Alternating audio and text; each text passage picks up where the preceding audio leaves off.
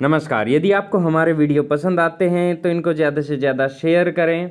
आज की खबर रोहतक से। रोहतक जिला प्रशासन ने एमडीयू के टैगोर ऑडिटोरियम में मनाया महिला दिवस। मुख्य अतिथि के तौर पर प्रसिद्ध समाज सेवी राजेश जैन ने की शिरकत और सभा को किया संबोधित। रोहतक के एडीसी महेंद्र पाल ने सभी का स्वागत किया व महिलाओं का हौसला बढ़ाया।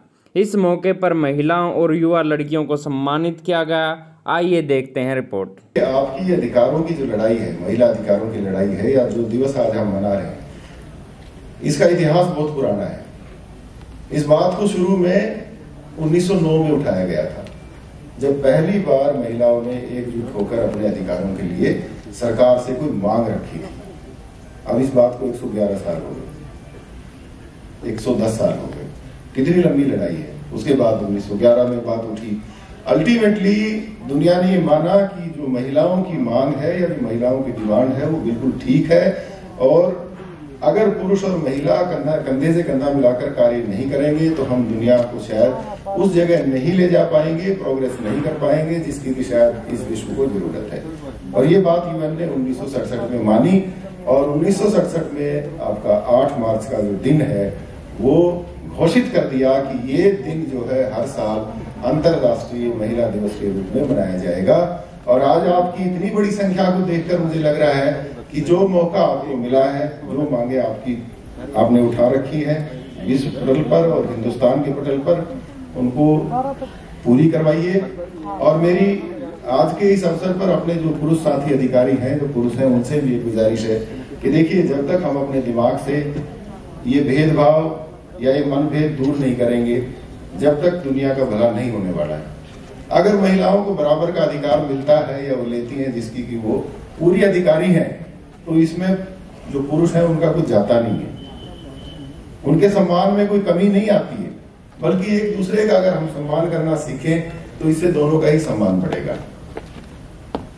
तो ये बात जो है अपने दिमाग से हम सबको निकाल देनी चाहिए। और मेरी पुरुषों से गुजारिश है कि वो महिला जो उनके साथ हैं या जो समाज में है उनको अपनी सहकर्मी समझें। और इसी तरह से महिलाओं से भी गुजारिश है कि वो भी पुरुषों को अपना सहकर्मी ही समझें, कि दोनों बराबर के अधिकार रखते हैं, बराबर के पहुंच हैं, बराबर का उनका समाज में स्थान है। बस इतना ही मुझे कहना है। और जो आज इतनी संख्या में आप लोग आई है, मैं चाहता हूं कि हम सब मिलकर आप लोगों के लिए एक बार तालियां बजाएं। बहुत बहुत धन्यवाद। तो आप सबको वुमेन्स डे की बहुत बहुत शुभकामनाएं। और आज इस वुमेन्स डे के सेलिब्रेशन पे हमारे एडीसी साहब महेंद्र पाल जी, जो महिला दिवस का जो थीम है वो है चूज टू चैलेंज। तो उन्होंने चैलेंज इसलिए दिया है कि भी आज हम इस वक्त कोविड के माहौल से निकले हैं कि भी कोविड के बाद हमें क्या चेंज लाना है। तो मैं आज एक स्टोरी से शुरू करूंगा कि हम सब भगवान महादेव शिवा को मानते हैं और अनादिकाल से हिंदू धर्म शिवा को मानता है। तो एक बहुत पुरानी स्टोरी है कि भाई उनके 7 ऋषि थे, उसमें से एक ऋषि था भृगु। तो भृगु अपना सुबह कोई भी जो कार्य शुरू करता था वो महादेव की परिक्रमा करके करता था। पार्वती जी साथ खड़ी रहती थी और वो परिक्रमा उनकी करता था। तो महादेव ने कहा कि मैं इसको कैसे रोकूं। तो वो पार्वती के साथ जाके खड़े हो गए। तो उन्होंने चूहे का रूप लिया, उसके पैरों के आसपास चला गया। तो उन्होंने कहा, उसके बाद उन्होंने उनको अपनी लैब पे बिठाया तो वो पक्षी बन गया और पक्षी बन के सिर्फ उनके ऊपर चला गया।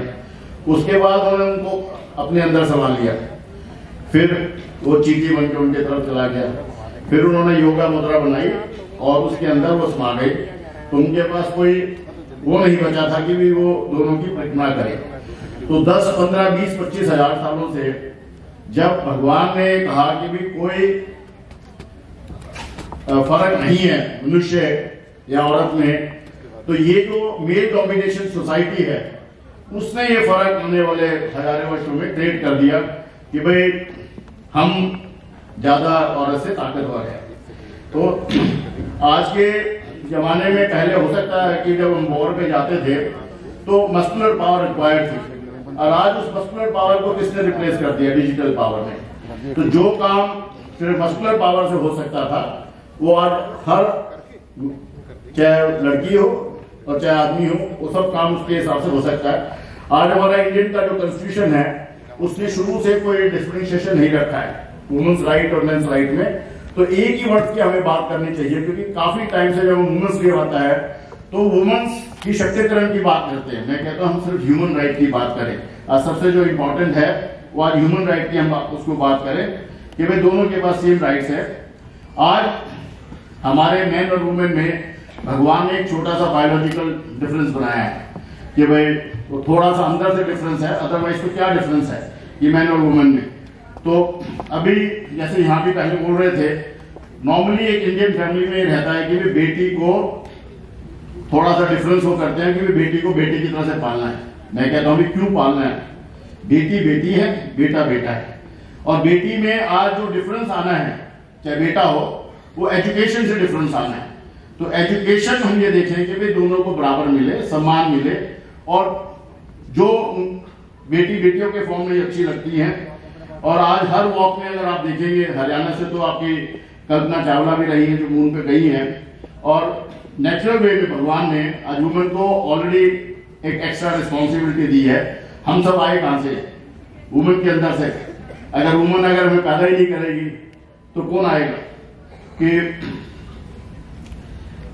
और आज एक बायोलॉजिकल डिफरेंस की वजह से प्रॉब्लम आती है, जब हम समाज में कहते हैं कि भाई आज आपकी पैंट के अंदर क्या है, ये कई बार यहाँ अटपटा लगेगा वर्ड, तो वो आप सीमित करिए जब आप अपने घर के अंदर है। जब बाहर किसी को देखने से वो डिफरेंशिएशन हमारे नहीं आना चाहिए। और आज एक हमने एक सोसाइटी में एक बन गया है कि अगर वुमेन है तो उसको हम एज अ सेक्स सिंबल देखना शुरू कर देते हैं। हमारा जो दिमाग है ना ह्यूमन का, तो उसको उस नजर से देखना शुरू कर देता है। और मैं वो अगर हम आज अभी पिछले 4-5 वर्षों पहले जब president Trump first time president बने तो एक मूवमेंट शुरू हुई थी, मी टू मूवमेंट। तो जो थी कि वुमेन्स के लिए ऊपर जो भी कोई अत्याचार है, जो अगर ऑफिस में कोई हो रहा है, तो मैं यहाँ पे इंसिस्ट करूंगा प्रतिभा सुमन जी को या जो है कि आप एक यहाँ पे ग्रुप बनाइए फॉर मी टू मूवमेंट का। उसमें बल्कि मेरी डॉटर इन लॉ भी जुड़ने को तैयार है। और बल्कि एक कोर्ट का एड्रेसिंग सिस्टम होना चाहिए। बहुत सारे ऐसे सारी चीजें हैं जो विदाउट कोर्ट में गए हुए हो सकता है। पीछे तो मैंने सुना था कि कोई सेल है, अब मेरे को लगता नहीं कि वो सेल रोहतक के अंदर एक्टिव है जो वुमेन्स की समस्याओं को विदाउट कोर्ट के जाए हो सकता है। और आप प्लीज उसको जरूर शुरू करिए। एक हमारा नॉर्मल पहले था कि marriages are made in heaven, तो वो भी एक मिसकंसेप्शन है, क्योंकि वो भगवान को हम दोष देना चाहते थे। आज मैरिजेस कहाँ हो रहे हैं? इंटरनेट पे, इंटरनेट के क्लाउड, और क्लाउड की तरह से ये उड़ जाती है। या तो पेरेंट्स शादी कर रहे हैं या लड़का लड़की आपस में मिल रहे हैं। तो अभी अमेरिका में, यूरोप में लोग प्री नेचुरल एग्रीमेंट्स करते हैं कि भाई तेरी प्रॉपर्टी तेरी, मेरी प्रॉपर्टी मेरी। तो जब शुरू से आप एग्रीमेंट करके शादियां करोगे तो पीसफुल लाइफ कैसे होगी? तो मैरिजेस आज भगवान नहीं बना रहा, हम बना रहे हैं। तो हमें ये देखना है कि भाई हम उसको कैसे आगे अच्छा करके निभाएं। और जो पहले होता था कि कोई लड़की को दिखाने आ रहा है लड़का, वो उसको समोसे खिला रही है, कुछ बना के दिखा रही है, तो आज तो लड़की ने कहना कि मैं जोमेटो से ऑर्डर करूंगी, ऊबर ईट से ऑर्डर करूंगी। तो आज वो सब बातें नहीं रही कि भी उसको खाना बनाना आता है नहीं आता। तो पहले देखते हैं कि दिमाग में क्या है, हेड में क्या है। तो सबसे पहले उसके लिए एजुकेशन सबसे ज्यादा जरूरी है कि भाई। और आज हमारे यहाँ पिक्चरें आ जाती है त्रिभंग, वो वाहियत पिक्चर है कि जो आज हमारा राम के टाइम से जो संस्कार चलाया है, वो संस्कार को तोड़ना चाहती है कि भी लड़की लड़की साथ रहे, लड़का लड़का साथ रहे। आज आपने शादी कर ली, उसके बाद अगर आप कुछ भी लड़की को कह रहे हैं, आपस में कह रहे हैं, तो वो आप उसको ह्यूमन राइट का वायलेशन का नाम दे देते हैं। तो वो आज हमें अपनी संस्कृति को भी इस चीज से छोड़ना नहीं चाहिए कि अब हम ये कहते हैं कि भाई आज वुमेन्स का रेप का एक इशू आता है या क्राइम का इशू आता है। पहले जो शादियां होती थी वो 13 से 16 साल में लड़कियों की हो जाती थी। मैं समझता हूँ 18 से 21 साल में लड़कों की हो जाती थी। अब वो चेंज हो गया है, वो 22 से साल में लड़कियों की शादी होती है, 30 साल तक। तो जो एक नेचुरल बायोलॉजिकल हार्मोन चेंज है, तो उसको भी मैनेज करना स्कूल कॉलेजेस में सोसाइटी को सिखाना पड़ेगा कि भाई आज वेस्टर्न कल्चर में तो उसको अडॉप्ट कर लिया, आज हमने उसको थोड़ा सा शर्म करते हैं कि भाई उसको हमने कैसे मैनेज करना है। मैं समझता हूं कि उसको हमने प्रॉपरली आज एड्रेस नहीं करा है। और कई बार जब हम अपनी भ्रूण हत्या की बात करते हैं, अगर भाई बहन नहीं होंगे, तो अगर सिस्टर्स आपके यहाँ पे घर पे नहीं होगी, तो आपको वुमेन की प्रॉक्सिमिटी का नहीं पता चलता। आज सब जगह को एजुकेशन कंपल्सरी होनी चाहिए। अगर वो को एजुकेशन नहीं होती, तो जब सिर्फ लड़के जाते हैं तो उनके वुमेन्स की प्रॉक्सिमिटी से दे फील डिफरेंटली। तो इट्स इम्पोर्टेंट कि भाई हम उस चीज को भी आज एड्रेस करें। नॉर्मली अगर अभी भी यहाँ थे तो ये होता है कि लड़की को अगर उसने MBA भी कर लिया, MBBS कर लिया, बहुत है, उसको एक अच्छा लड़का मिल जाएगा। अगर आज इसी वजह से अभी तो थोड़ा 10-15 साल में फर्क देखेंगे कि बड़े बड़े सर्जन्स और जो लेडीज बनना शुरू हुई, क्योंकि ये कल्चरल चेंज है। तो आज आप अपने घर में भी इस बात से सीमित मत रखिए कि भाई लड़की अगर PhD करना चाहती है, उसके बाद पढ़ना चाहती है, तो उसकी कोई बाउंड्री फिक्स ना करिए। तो यू विल सी कि भाई आने वाले टाइम में आपको ज्यादा होगा। एक इशू आता है ड्रेस कोड का कि भाई अगर किसी ने छेड़खानी कर दी, कुछ कर दी, तो आज आपका एक आप ऑफिस जा रहे हैं, एक ड्रेस कोड डिफरेंट है, घर में ड्रेस कोड अलग है, इवनिंग वेयर अलग है। तो आप जो इवनिंग वेयर का ड्रेस अगर बाहर जाएंगे, भगवान ने अगर लड़की को खूबसूरत बनाया है, अगर वो आपके ऊपर प्रेजेंट है कि भाई आप अपने आप को कैसे प्रेजेंट करना चाहते हैं, तो मेरी किसी बात पे गलत मत लेना। But these are some of the issues कि हमने कह दिया कि भाई हम जाएंगे तो किसी और ड्रेस में और हमारी तरफ कोई ना देखे। आप खुद ये कह रहे हैं कि भाई आई वॉन्ट टू लुक, तो जो आपको आपने देखना कि आपके इंटेलेक्चुअल को कोई देखे, आपके बायोलॉजिकल को देखे। तो that also we can probably teach the girls और द मेन इटसेल्फ कि भाई हमें कैसे इसको चीज को एड्रेस करनी है। और कई बार हम सेक्स को लेके भी बहुत ज्यादा इस बात से विचलित रहते हैं कि हमें डिस्कस नहीं करना चाहिए। मैं तो कहता हूं कि भाई बहुत अगली एज से वो डिस्कस होना चाहिए। अगर मैन और वुमेन वो कहते हैं हॉर्नी नहीं होंगे तो बच्चे होंगे कैसे? तो दैट इज आल्सो एसेंशियल। हम आएंगे कैसे कि भाई एक जो मैंने अपना लाइफ से सीखा है कि आप अपनी सब कंपनीज में, अपने घरों में वुमेन को CFO बनाइए। तो क्योंकि जो वुमेन की रिस्पॉन्सिबिलिटी है पूरे घर को चलाने की, वो किफायत से मैनेज करती है। एक आदमी की फितरत में क्या है, मेरे को तो दूसरे आदमी से आगे बढ़ना है, उसकी रिस्पॉन्सिबिलिटी वुमेन की ज्यादा है। तो जहां जहां हो सकता है तो अपना फाइनेंशियल जो कंट्रोल है you give it to the women and you will see कि भाई दूसरा एक है कि भाई अब जैसे पैंडेमिक आया तो हमारे स्कूल कॉलेज की एजुकेशन में अनसर्टेनिटी को एड्रेस करने का इशू होना चाहिए कि जो अनसर्टेनिटी आपके सडन पेरेंट्स की डेथ भी हो सकती है कि आज ये पैंडेमिक आया। आज ये भी आप, मैं किसी के खिलाफ नहीं बोल रहा कि भाई हमारे प्रधानमंत्री विदाउट वुमेन है, हमारे चीफ मिनिस्टर विदाउट वुमेन है, तो वो भी आपको कैसे एड्रेस करना है, ये भी एक अनसर्टेनिटी है लाइफ में। आज अगर आप देखेंगे जो हमारी वुमेन्स प्राइम मिनिस्टर रही हैं तो वो इंदिरा गांधी बहुत स्ट्रांग रही, आज अभी जयललिता बहुत स्ट्रांग रही, अभी आपके जो अभी बीजेपी काफी कोशिश कर रही है बंगाल में, तो बड़ा टफ होएगा उनको ममता बनर्जी को आज हराना, क्योंकि वो एक सर्टन कैटेगरी ऑफ वुमेन्स ने आज उनको एज अ वुमेन वोट देना है। तो मैं तो समझता हूँ कि शायद वो वुमेन उनको कैंडिडेट लाते। और अभी वर्ल्ड में अगर आज आप देखेंगे तो सबसे लॉन्गेस्ट प्राइम मिनिस्टर रही है मार्गरेट थैचर इंग्लैंड की, आज अभी एंजेला मर्केल जर्मनी की, पिछले 4 टर्म से, और उनको कोई नहीं हरा पाया। अपने आप से वो स्टेप डाउन कर रही है। आपके वाइस प्रेसिडेंट जो कमला हैरिस आई है अभी अमेरिका की, मेलिंडा गेट्स है, हमारे यहाँ सुषमा स्वराज जी रही, अब स्मृति ईरानी है। और अभी मैं स्मृति ईरानी का एक यूट्यूब सुन रहा था तो उन्होंने एक फंक्शन में कहा भी लोगों औरतों को बोलने नहीं दिया जाता, प्रसाद में बोले अगर बोलने को कहा जाए तो चुप नहीं होती। उन्होंने तो यहाँ बोल दिया। अभी ओलंपिक्स की एक कमेटी थी जापान में, उनके चेयरमैन ने कहा वुमेन्स के लिए भी बोर्ड के अंदर ना उनको रिस्ट्रिक्ट किया जाए time, he had to resign. उन्होंने कहा जब बोलना शुरू करती है ज्यादा बोलती है उनका टाइम रिस्ट्रिक्ट कर दो।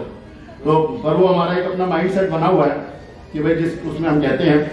अभी आज हमारे को यंगस्टर्स का अगर हम एग्जांपल दें तो यूएन को एड्रेस किसने किया, ग्रेटा थंडरबोल्ट ने, वो एनवायरमेंट की प्रतिनिधि हैं। तो हम भी कोई इंडिया से अपना प्रतिनिधि करें ना कि भाई जो एक यंग लड़की आज 14 से 15 साल की जो लड़की है, she is addressing the UN. अभी जो सबसे यंगेस्ट अगर आज आप देखेंगे आपका जो पीस प्राइज मिला है उमलिया यूसुफ अजी हैं, तो जिन्होंने एजुकेशन के लिए अफगानिस्तान में, पाकिस्तान में, वो कहें कि भी एजुकेशन लड़कियों की करवाइए, उनको किडनैप कर लिया गया था but she was fighting for it. और एक करंट एग्जांपल बस मेरा 1 मिनट का और है कि अब जो बर्मा में आप म्यांमार में देखेंगे कि भाई डिक्टेटरशिप आ गई है, मिलिट्री ने कब्जा कर लिया है, तो वहां 3 दिन पहले एक लड़की है, उसका नाम मा कियाल सिंह, उसको एंजल कहते हैं, तो उसके फादर ने उसको आगे कहा जा, उसके गोली में यहाँ उन्होंने हेड में गोली मार के 18 साल की लड़की की हत्या कर दी है। और उससे एक नई वेव चल गई है, वो कह रहे हैं कि लड़कियां ही हमें इस देश को आजाद करवाएंगी और हम मिलिट्री रूल नहीं आने देंगे। तो वहाँ पेरेंट्स में भी एक जब्जा है कि भी लड़कों से भी ज्यादा जो सिंपैथी और जो मिलिट्री में जो इस बात से घबरा गए कि भाई अगर इतनी लड़कियां अगर सामने आई तो हम उसको कैसे हैंडल करेंगे।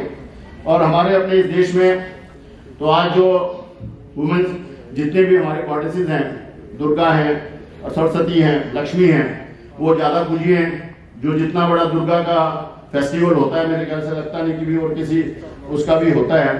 आज मेरे 2 ग्रैंड डॉटर्स हैं, तो आज मैंने अपनी विल कर रखी है कि भाई कल मेरा लड़का हो भी जाए तो उन लड़कियों का शेयर लड़का नहीं लेके जा सकता, तो it will be equally distributed. वो हम शुरू से ही कहते हैं कि भाई लड़कियों की शादी हो गई तो जो लड़की का था वो हमने उस वक्त दे दिया। तो आप लोगों को बदलना पड़ेगा, वो कोई और आके नहीं बदलेगा। और अंत में मैं यही कहूंगा कि भाई you can have a second father, you can have a second sister, brother, you can not have a second mother. तो आप अपनी मदर को प्लीज हर समय लव करिए। इंडिया इज कॉल्ड भारत माता, नॉट भारत फादर। जय भारत माता की। धन्यवाद।